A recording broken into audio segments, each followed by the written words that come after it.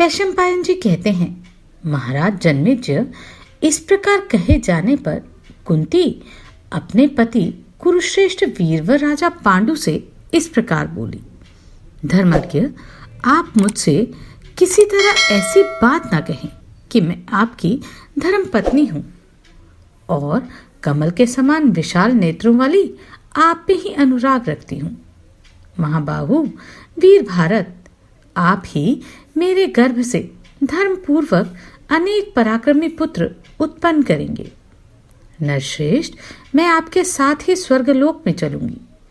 कुरुनंदन, पुत्र की उत्पत्ति के लिए आप ही मेरे साथ समागम कीजिए। मैं आपके सिवा किसी दूसरे पुरुष से समागम करने की बात मन में भी नहीं ला सकती। फिर इस पृथ्वी पर आपसे श्रेष्ठ दूसरा पुरुष है ही कौन? धर्मात्मा, पहले आप मेरे मुंह से यह पौराणिक कथा सुन लीजिए। विशालाक्ष, यह जो कथा मैं कहने जा रही हूं सर्वत्र विख्यात है। कहते हैं पूर्व काल में एक परम धर्मात्मा राजा हो गए हैं जिनका नाम था विशिताश्व। वे पुरुवंश की वृद्धि करने वाले थे। एक समय वे महाबाहु धर्मात्मा नरेश जब यज्ञ करने लगे, उस समय इंद्र आदि देवता देवऋषियों के साथ उस यज्ञ में पधारे थे। उसमें देवराज इंद्र सोमपान करके उन्मत्त हो उठे थे तथा ब्राह्मण लोग पर्याप्त दक्षिणा पाकर हर्ष से फूल बैठे थे। महात्मा राजश्री विशिताश्व के यज्ञ में उस समय देवता और ब्रह्मऋषि स्वयं सब कार्य कर रहे थे। राजन, इससे विशिताश्व सब मनुष्यों से ऊंची स्थिति में पहुंचकर बड़ी शोभा पा रहे थे। राजा समस्त भूतों के प्रीति पात्र थे। राजाओं में श्रेष्ठ प्रतापी विशिताश्व ने अश्वमेघ नामक महान यज्ञ में पूर्व, उत्तर, पश्चिम और दक्षिण चारों दिशाओं के राजाओं को जीतकर अपने वश में कर लिया। ठीक जिस प्रकार शिशिर काल के अंत में भगवान सूर्यदेव सभी प्राणियों पर विजय कर लेते हैं, सबको तपाने लगते हैं, उसी प्रकार उन महाराजाओं ने भी सबको अपने वश में कर लिया। उन महाराज में 10 हाथियों का बल था। कुरुश्रेष्ठ, पुराण वेता विद्वान यश में बढ़े चढ़े हुए नरेंद्र विशिताश्व के विषय में ये यशोगाथा कहते हैं, राजा विशिताश्व समुद्र पर्यंत इस सारी पृथ्वी को जीतकर जैसे पिता अपने औरस पुत्रों का पालन करते हैं, उसी प्रकार सभी वर्ण के लोगों का पालन करते थे। उन्होंने बड़े बड़े यज्ञ का अनुष्ठान करके ब्राह्मणों को बहुत धन दिया था। अनंत रत्नों की भेंट लेकर उन्होंने बड़े बड़े यज्ञ किए। अनेकों सोमयागों का आयोजन करके उनमें बहुत सा सोमरस संग्रह करके अग्निओष्ठम, अत्यग्निओष्ठम आदि 7 प्रकार की सोमयाग संस्थाओं का भी अनुष्ठान किया। नरेंद्र, राजा कक्षिवान की पुत्री भद्रा उनकी अत्यंत प्यारी पत्नी थी। उन दिनों उस पृथ्वी पर उसके रूप की समानता करने वाली दूसरी कोई स्त्री न थी।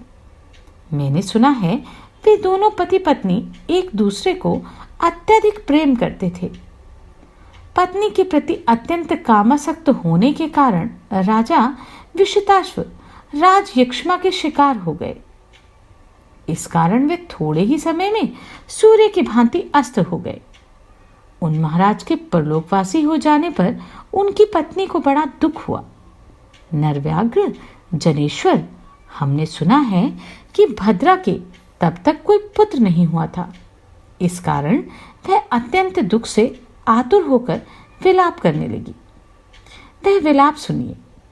भद्रा बोली, परम धर्मज्ञ महाराज, जो कोई भी विधवा स्त्री पति के बिना जीवन धारण करती है, वह निरंतर दुख में डूबी रहने के कारण वास्तव में जीती नहीं है, अपितु मृत्यु तुल्य है।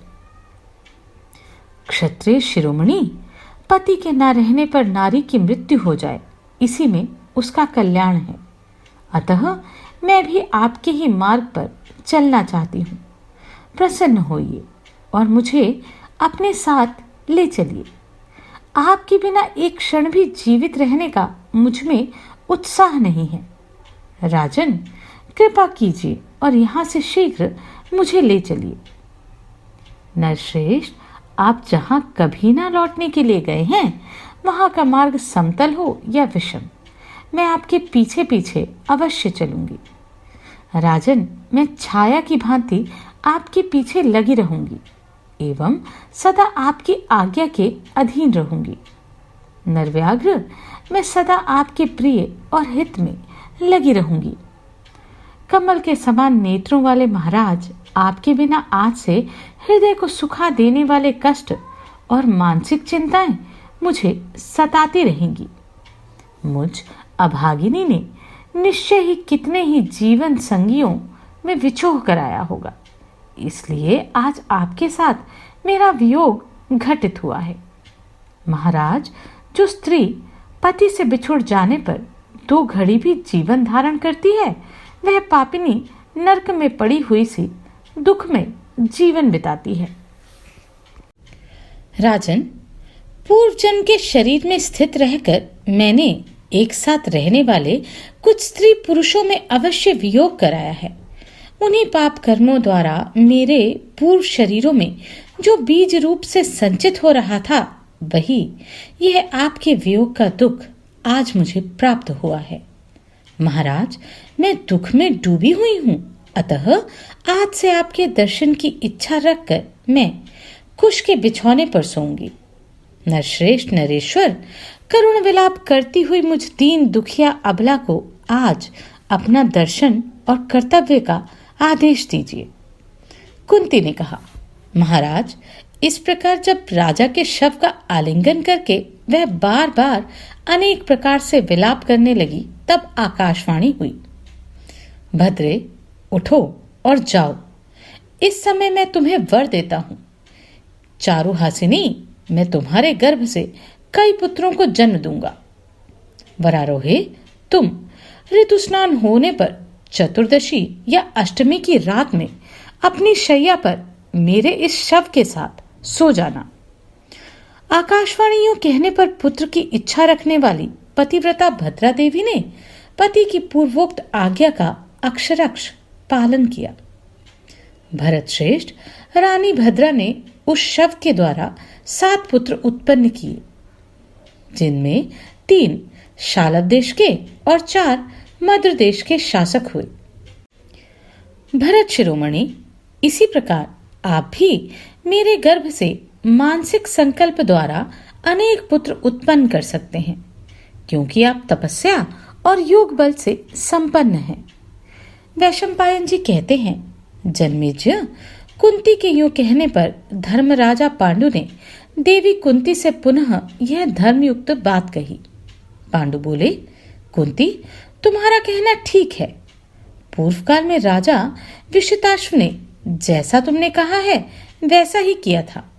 कल्याणी, वे देवताओं के समान तेजस्वी थे। अब मैं तुम्हें यह धर्म का तत्व बतलाता हूँ, सुनो। यह पुरातन धर्म तत्व धर्मज्ञ महात्मा ऋषियों ने प्रत्यक्ष किया है। साधु पुरुष इसी को प्राचीन धर्म कहते हैं। राजकन्या, पति अपनी पत्नी से जो बात कहे, वे धर्म के अनुकूल हो या प्रतिकूल, उसे अवश्य पूर्ण करना चाहिए, ऐसा वेदज्ञ पुरुषों का कथन है। विशेषतः ऐसा पति जो पुत्र की अभिलाषा रखता हो, स्वयं संतान उत्पादन की शक्ति से रहित हो, जो बात कहे वह अवश्य माननी चाहिए। निर्दोष अंगों वाली शुभ लक्षणें। मैं चूंकि पुत्र का मुंह देखने के लिए लालायित हूं, अतएव तुम्हारी प्रसन्नता के लिए मस्तक के समीप यह अंजुलि धारण करता हूं, जो लाल लाल अंगुलियों से युक्त तथा कमल दल के समान सुशोभित है। सुंदर केशों वाली प्रिय, तुम मेरे आदेश से तपस्या में बढ़े चढ़े हुए किसी श्रेष्ठ ब्राह्मण के साथ समागम करके गुणवान पुत्र उत्पन्न करो। सुश्रोणी, तुम्हारे प्रयत्न से मैं पुत्रवान की गति प्राप्त करूं, ऐसी मेरी अभिलाषा है। वैशंपायन जी कहते हैं, जन्मेजय, इस प्रकार कही जाने पर पति के प्रिय हित में लगी रहने वाली सुंदरांगी कुंती शत्रुओं की राजधानी पर विजय पाने वाले महाराज पांडु से इस प्रकार बोली, भरत श्रेष्ठ क्षत्रिय शिरोमणि, स्त्रियों के लिए यह बड़े अधर्म की बात है कि पति ही उनसे प्रसन्न होने के लिए बार बार अनुरोध करे, क्योंकि नारी का ही यह कर्तव्य है कि वह पति को प्रसन्न रखे। महाबाहो, आप मेरी यह बात सुनिए, इससे आपको बड़ी प्रसन्नता होगी। बाल्यावस्था में जब मैं पिता के घर थी, मुझे अतिथियों के सत्कार का कार्य सौंपा गया था। वहां कठोर व्रत का पालन करने वाले एक उग्र स्वभाव के ब्राह्मण की, जिनका धर्म के विषय में निश्चित दूसरों को अज्ञात है तथा जिन्हें लोग दुर्वासा कहते हैं, मैंने बड़ी सेवा शुश्रूषा की। अपने मन को संयम में रखने वाले उन महात्मा को मैंने सब प्रकार के यत्नों द्वारा संतुष्ट किया। तब भगवान दुर्वासा ने वरदान के रूप में मुझे प्रयोग विधि सहित एक मंत्र का उपदेश दिया और मुझसे इस प्रकार कहा, तुम इस मंत्र से जिस जिस देवता का आवाहन करोगी, वह निष्काम हो या सकाम, निश्चय ही तुम्हारे अधीन हो जाएगा। राजकुमारी, उस देवता के प्रसाद से तुम्हें पुत्र प्राप्त होगा। भारत, इस प्रकार मेरे पिता के घर में उस ब्राह्मण ने उस समय मुझसे यह बात कही थी। उस ब्राह्मण की बात सत्य ही होगी, उसके उपयोग का यह अवसर आ गया है। महाराज, आपकी आज्ञा होने पर मैं उस मंत्र द्वारा किसी देवता का आवाहन कर सकती हूँ, जिससे राजश्रेय हम दोनों के लिए हितकर संतान प्राप्त हो। महाराज, उन महायशस्वी महर्षि ने जो विद्या मुझे दी थी, उसके द्वारा आवाहन करने पर कोई भी देवता आकर देवोपम पुत्र प्रदान करेंगे, जो आपके संतानहीनता जनित शोक को दूर कर देगा। इस प्रकार मुझे संतान प्राप्त होगी और आपकी पुत्र कामना सफल हो जाएगी। सत्यवानों में श्रेष्ठ नरेश, बताइए मैं किस देवता का आवाहन करूं? आप समझ लें, आपके संतोषार्थ इस कार्य के लिए मैं तैयार हूं, केवल आपसे आज्ञा मिलने की प्रतीक्षा में हूं। पांडु बोले, प्रिय, मैं धन्य हूं, तुमने मुझ पर महान अनुग्रह किया। तुम ही मेरे कुल को धारण करने वाली हो। उन महर्षियों को नमस्कार है जिन्होंने तुम्हें वैसा वर दिया। धर्मज्ञ अधर्म से प्रजा का पालन नहीं हो सकता, इसलिए वरारोहे, तुम आज ही विधि पूर्वक इसके लिए प्रयत्न करो। शुभे, सबसे पहले धर्म का आवाहन करो, क्योंकि वे ही संपूर्ण लोकों में धर्मात्मा हैं। हमारा धर्म कभी किसी तरह अधर्म से संयुक्त ना हो। वरारोहे, लोक भी उनको साक्षात धर्म का स्वरूप मानता है। धर्म से उत्पन्न होने वाला पुत्र कुरुवंशियों में सबसे अधिक धर्मात्मा होगा, इसमें संशय नहीं है। धर्म के द्वारा किया हुआ जो पुत्र होगा, उसका मन अधर्म में नहीं लगेगा। अतः शुचिस्मते, तुम मन और इंद्रियों को संयम में रखकर धर्म को ही सामने रखते हुए उपचार अर्थात पूजा और अभिचार अर्थात प्रयोग विधि के द्वारा धर्म देवता का आवाहन करो।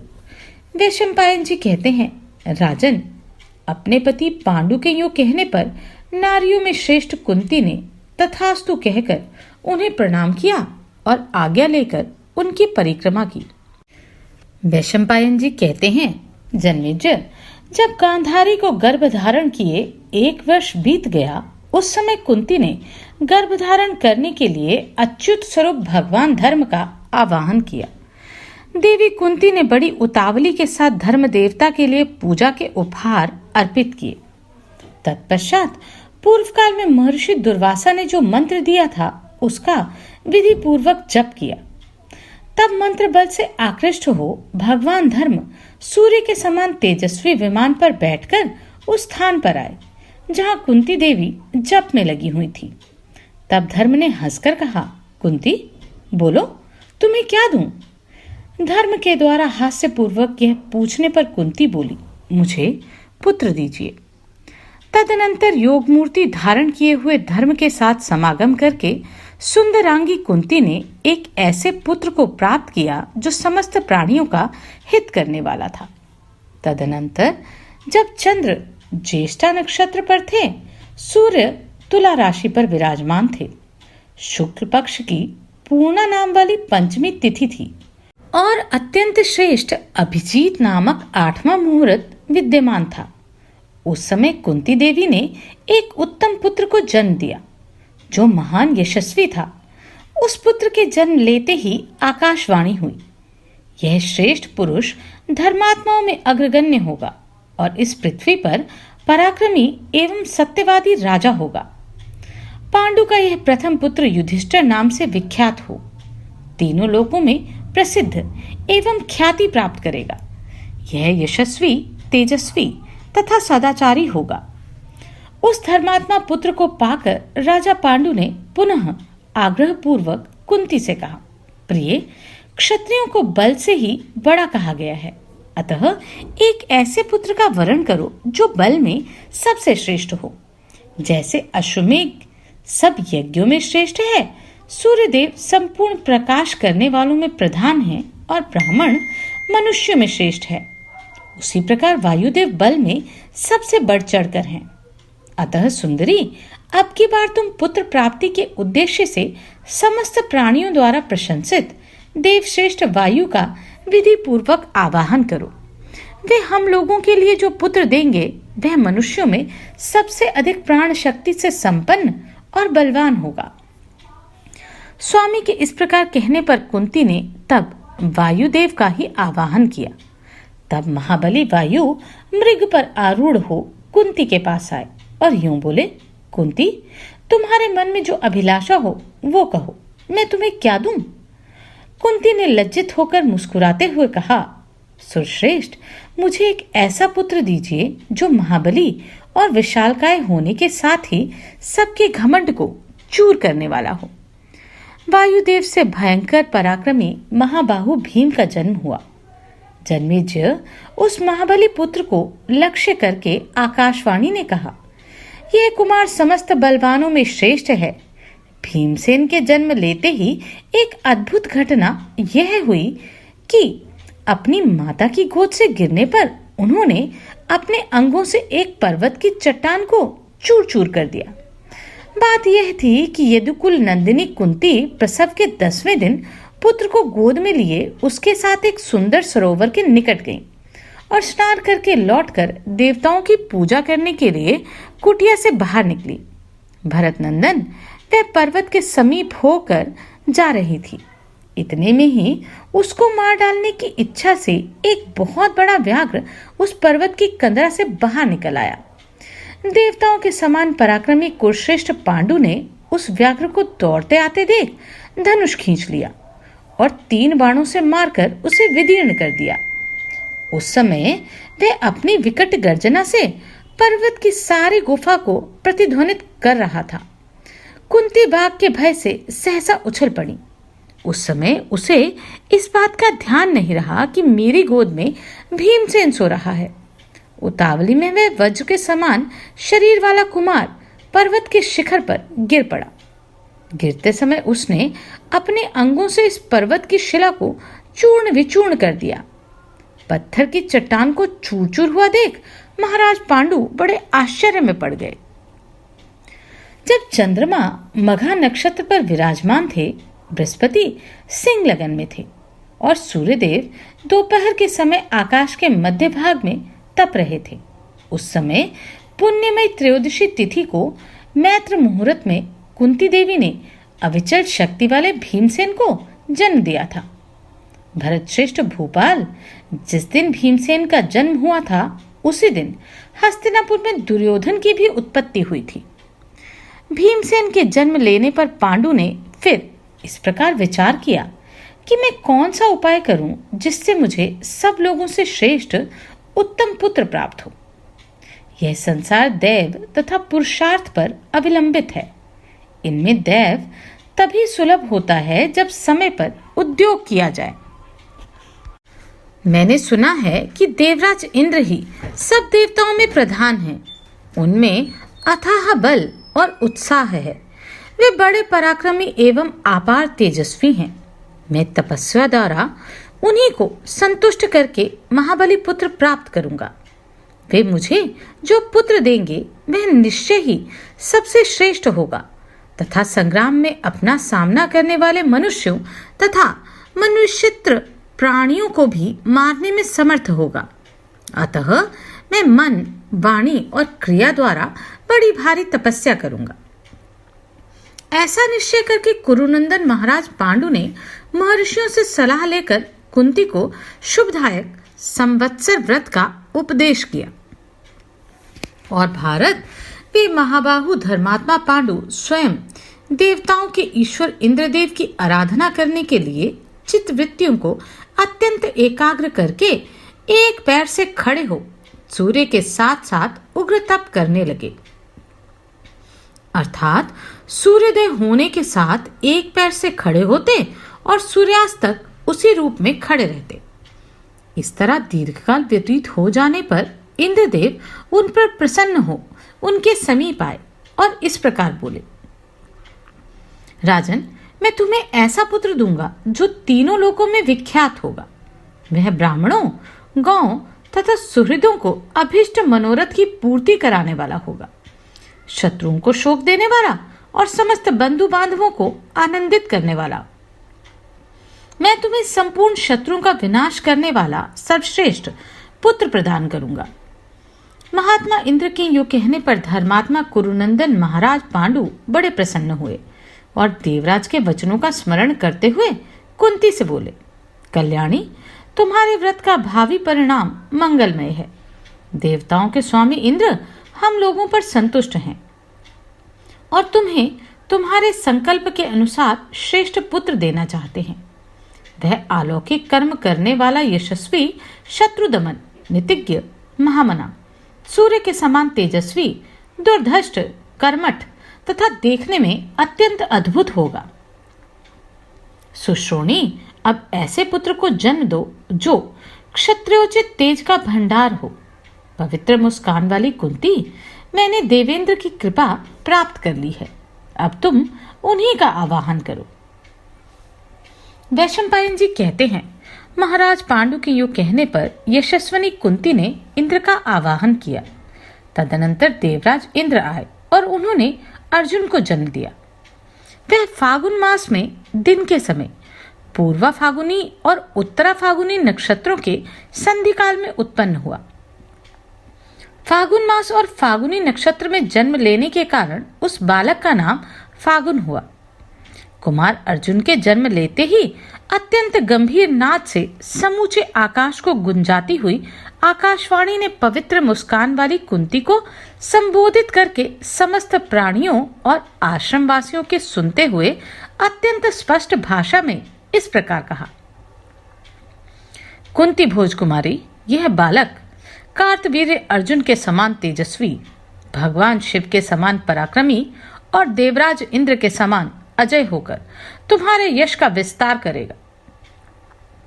जैसे भगवान विष्णु ने वामन रूप में प्रकट होकर देवमाता अदिति को हर्ष को बढ़ाया था, उसी प्रकार यह विष्णु तुल्य अर्जुन तुम्हारी प्रसन्नता को बढ़ाएगा। तुम्हारा यह वीर पुत्र मद्र, कुरु, सौमक, चेदी, काशी तथा करुष नामक देशों को वश में करके कुरुवश की लक्ष्मी का पालन करेगा। वीर अर्जुन उत्तर दिशा में जाकर वहां के राजाओं को युद्ध में जीतकर असंख्य धन रत्नों की राशि ले आएगा। इसके बाहुबल से खांडव वन में अग्निदेव के समस्त प्राणियों के भेद का आस्वादन करके पूर्ण तृप्ति लाभ करेंगी। यह महाबली श्रेष्ठ वीर बालक समस्त क्षत्रिय समूह का नायक होगा और युद्ध में भूमिपालों को जीतकर भाइयों के साथ 3 अश्वमेध यज्ञों का अनुष्ठान करेगा। कुंती, यह परशुराम के समान वीर योद्धा, भगवान विष्णु के समान पराक्रमी और बलवानों में श्रेष्ठ और महान यशस्वी होगा। यह युद्ध में देवादिदेव भगवान शंकर को संतुष्ट करेगा और संतुष्ट हुए उन महेश्वर से पाशुपत नामक अस्त्र प्राप्त करेगा। निवात कवच नामक दैत्य देवताओं से सदा द्वेष रखते हैं। तुम्हारा यह महाबाहु पुत्र इंद्र की आज्ञा से उन सब दैत्यों का संहार कर डालेगा तथा पुरुषों में श्रेष्ठ यह अर्जुन संपूर्ण दिव्यास्त्रों का पूर्ण रूप से ज्ञान प्राप्त करेगा और अपनी खोई हुई संपत्ति को पुनः वापस ले आएगा। कुंती ने सौरिमी से ही यह अत्यंत अद्भुत बात सुनी। उच्च स्वर में उच्चारित यह आकाशवाणी सुनकर शतशृंग निवासी तपस्वी मुनियों तथा विमानों पर स्थित इंद्र आदि देव समूहों को बड़ा हर्ष हुआ। तदनंतर आकाश में फूलों की वर्षा के बाद देव दुदुम्भियों का तुमुल नाद बड़े जोर से गूंज उठा। फिर झुंड के झुंड देवता वहां एकत्र होकर अर्जुन की प्रशंसा करने लगे। कद्रु के पुत्र नाग, विंता के पुत्र गरुड़ पक्षी, गंधर्व, अप्सराएं, प्रजापति, सप्त ऋषिगण, भरद्वाज, कश्यप, गौतम, विश्वामित्र, जमदाग्नि, वशिष्ठ तथा जो नक्षत्र के रूप में सूर्यास्त होने के पश्चात उदित होते हैं, वे भगवान अत्रि भी वहां आए। मरीचि और अंगिरा, पुलस्त्य, पुलह, क्रतु एवं प्रजापति दक्ष, गंधर्व और अप्सराएं भी आई। उन सब ने दिव्य हार और दिव्य वस्त्र धारण कर रखे थे। वे सब प्रकार के आभूषणों से विभूषित थे। अप्सराओं का पूरा दल वहां जुट गया था। वे सभी अर्जुन के गुणगान और नृत्य करने लगे। महर्षि भी वहां सब ओर खड़े होकर मांगलिक मंत्रों का जप करने लगे। गंधर्वों के साथ श्रीमान तुम्बुरु ने मधुर स्वर से गीत गाना आरंभ किया। भीमसेन तथा उग्रसेन, उड़नायु और अनद, कौपति एवं धृतराष्ट्र, सूर्यवर्चा तथा 8वें युगप, तृणप, काशनी, नंदी एवं चित्ररथ, 13वें शालिगिरा और 14वें पर्जन्य, 15वें कली और 16वें नारद, ऋत्वा, बृहत्वा, बृहक एवं महामना कराल, ब्रह्मचारी तथा विख्यात गुणवान सुवर्ण, विश्वावसु एवं भूमन्यु, सुचंद्र और शरु तथा गीत माधुर्य से संपन्न सुविख्यात हाहा और हूहू राजन, यह सब देव गंधर्व वहां पधारे थे। इसी प्रकार समस्त आभूषणों से विभूषित बड़े बड़े नेत्रों वाली परम सौभाग्यशालिनी अप्सराएं भी हर्षोल्लास में भरकर वहां नृत्य करने लगी। उनके नाम इस प्रकार थे: अनुचाना और अनवद्या, गुणमुख्या एवं गुणावरा, अद्रिका तथा सोमा, मिश्रकेशी और अलम्बुषा, मरीचि और शुचिका, विद्युतपर्णा, तिलोत्तमा, अंबिका, लक्षणा, क्षेमी, देवी, रंभा, मनोरमा, असिता और सुबाहु, सुप्रिया एवं वशु, पुंडरिका एवं सुगंधा, सुरसा और प्रमाथिनी, काम्या तथा शार्दुती आदि झुंड की झुंड अप्सराएं नृत्य करने लगी। इनमें मेनका, सहजन्या, कर्णिका और पुंजिक स्थला, ऋतुस्थला एवं धृताची, विश्वाची और पूर्णचिति, उमलोचा और प्रमलोचा, ये 10 विख्यात थीं। इन्हीं प्रधान अप्सराओं की श्रेणी में 11वीं उर्वशी है। वे सभी विशाल नेत्रों वाली सुंदरियां वहां गीत गाने लगी। धाता और अर्यमा, मित्र और वरुण, अंश एवं भग, इंद्र, विवस्वान और पूषा, त्वष्टा एवं सविता, पर्जन्य तथा विष्णु, यह 12 आदित्य माने गए हैं। ये सभी पांडुनंदन अर्जुन का महत्व बढ़ाते हुए आकाश में खड़े थे। शत्रुदमन महाराज, मृगव्याध और सर्प, महायशस्वी निरेति एवं अचयकपाद, अहिर्बन धन्य और पिनाकी, दहन तथा ईश्वर, कपाली एवं स्थाणु तथा भगवान भग, ये 11 रुद्र भी वहां आकाश में आकर खड़े थे। दोनों अश्विनी कुमार तथा 8 वसु, महाबली मरुदगण एवं विश्व देवगण तथा साध्यगण वहां सब और विमान में थे। करकोटक सर्प तथा वासुकी नाग, कश्यप और कुंड, महानाग और तक्षक, ये तथा और भी बहुत से महाबली, महाक्रोधी और तपस्वी नाग वहां आकर खड़े थे।